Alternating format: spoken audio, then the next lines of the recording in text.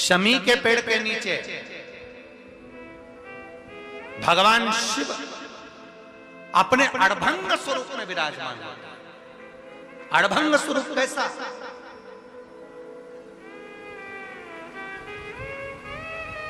हम क्यों कहते हैं कि आप लोगों को भी पहले कहा, शमी का जो पत्ता होता है, देखा है कौन?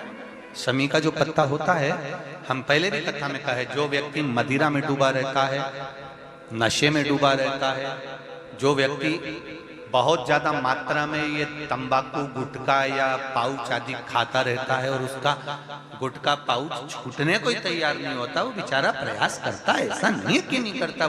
आजकल के जमाने में तो कितनी बड़ी बड़ी बीमारी होने लगी, कैंसर जैसा रोग होने लगा, तो वो छोड़ना चाहता है, ऐसा नहीं कि नहीं छोड़ना चाहता। हर व्यक्ति चाहता है कि मैं व्यसन को छोड़ दूं, पर थोड़े दिन छूटता है, वापिस वो उस व्यसन में लग जाता है। तो हम पहले भी इस कथा को कहे, शमी के वृक्ष के नीचे शमी के मिट्टी का शिवलिंग बनाकर, शमी के वृक्ष के नीचे शमी की ही मिट्टी का शिवलिंग बनाकर उस पर जो बेलपत्र समर्पित करता है और शमी पत्र समर्पित करता है, वो बेलपत्री को उठाकर ले आता है, शमी पत्र के साथ में शिवलिंग की पूजन करी हुई शिवलिंग का विसर्जन कर देता है।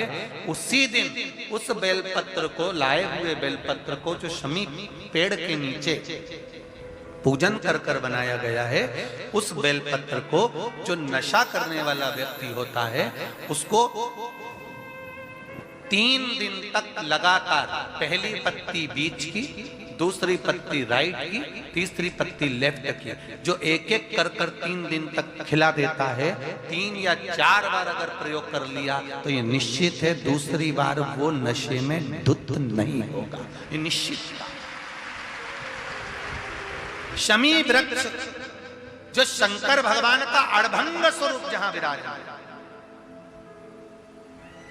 थोड़ा मदिरा पान करने वालों के लिए, व्यसन करने वालों के लिए, थोड़ा गलत कर्म करने वालों के लिए थोड़ा सा और बहुत जरूरी है। मेरा नवयुवक बेटा बेटियों से ये निवेदन रहा है और आज फिर कहता है, आप तंबाकू खाते हो, आप गुटखा खाते हो, आप पाउच खाते हो, आपसे निवेदन है ये समझ लीजिए कि आप मौत की सीढ़ी पर अपना पांव रखना प्रारंभ कर दिए हो और मौत की सीढ़ी पर पांव रखा और कभी भी कोई बड़ी बीमारी आपको किसी भी समय पर घेर सकती है। एक बात बहुत ध्यान से उतारना, मेरे बेटा बेटियों से निवेदन, नवयुवक बच्चों से निवेदन, युवान बेटा बेटियों से निवेदन है, हम सुपारी खाते हैं या कोई सामान खाते हैं, बार बार हमारा गाल कटता जाता है, फिर ठीक होता है, फिर कटता है, फिर ठीक होता है, फिर कटता है। दांत में, जबड़े पर और गाल में झार झार सी पड़ने लगती है।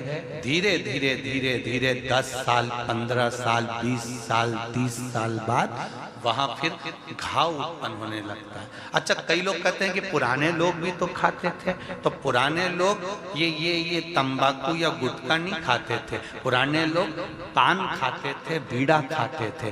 पान में चूना लगता था, कत्था लगता था, और पान में एक तंतु होता है बीच का, वो तंतु एक ऐसा होता है जो अंदर बीमारी को पनपने नहीं देता। इसलिए जो बुजुर्ग लोग जो पान खाने वाले होते हैं, केवल जो पान का सेवन करते हैं, उनको कभी ये बड़ी बीमारी का रोग सताता नहीं है। और जो ये नया नया पाउच आता है जिसपे तुमने देखा होगा, उस पे कैंसर का फोटो भी बना रहता है, ये नए नए पाउचों पर कभी तुमने देखा कि पान पर फोटो बना हुआ है, पर पाउच पर, गुटके पर उसका समझो।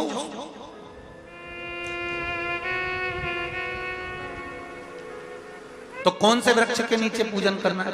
जम के बोलिए जरा, जम के बोलो जरा, शमी वृक्ष के नीचे। रायपुर वालों को जो कथा मिली है, बड़े ध्यान से सुनना ये कथा,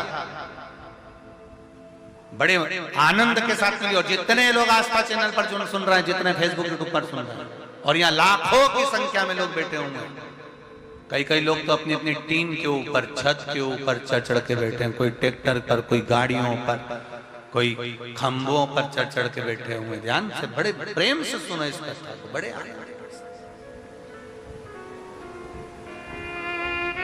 शमी